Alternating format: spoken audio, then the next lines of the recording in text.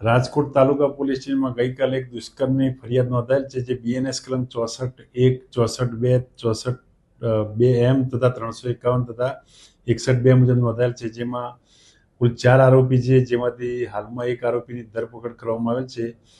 આરોપી ધરપકડ કરેલ નું નામ છે અનિશાબેન કાસમાણ, તેમજ અન્ય આરોપીઓ રવિ ગોસાઈ, વિજય ચુડાસમા અને અફજલ કારાભાઈ સીડા નાવ બાકી છે.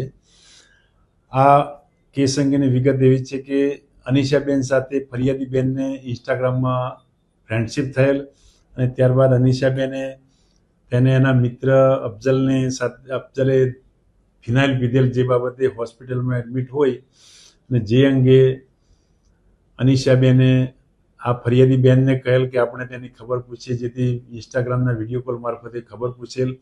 તેમજ તેની સાથે પણ મોબાઈલનો અફજલની સાથે આ ફરિયાદી બેનનો મોબાઈલના નંબર આપલે થયેલ. ત્યારબાદ આ ફરિયાદીના ઘરે અફજલ એકવાર 4-5 દિવસ રોકાયેલ અને ત્યાં એ રોકાયેલ તે વખતે ફરિયાદી બેન સાથે દુષ્કર્મ કરેલ, તેમજ અન્ય એક હોટલમાં લઈ જઈ અને તેની ફરિયાદી બેન સાથે દુષ્કર્મ કરેલ.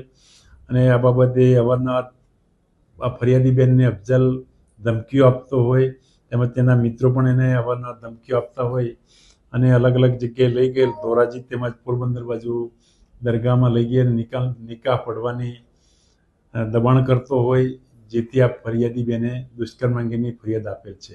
મુખ્ય આરોપી જે અફજલ કારાભાઈ સીડા, તેના વિરુદ્ધમાં હાલમાં 3 ગુના છે, જેમાં એક ભાવનગરના ગંગાજળિયા પોલીસ સ્ટેશનના ગુનામાં પોક્સોના ગુનામાં પણ નાસ્તો ફરતો છે અને અગાઉ એક 504 ધમકીના ગુનામાં તેમજ એક 306 બળાત્કારના ગુનામાં પણ અટક થયેલ છે. સાંજ સમાચાર ફેસબુક પેજને લાઇક કરો, વિડીયો શેર કરો અને વધુ વિગતવાર સમાચાર માટે sanssamachar.net વિઝિટ કરો.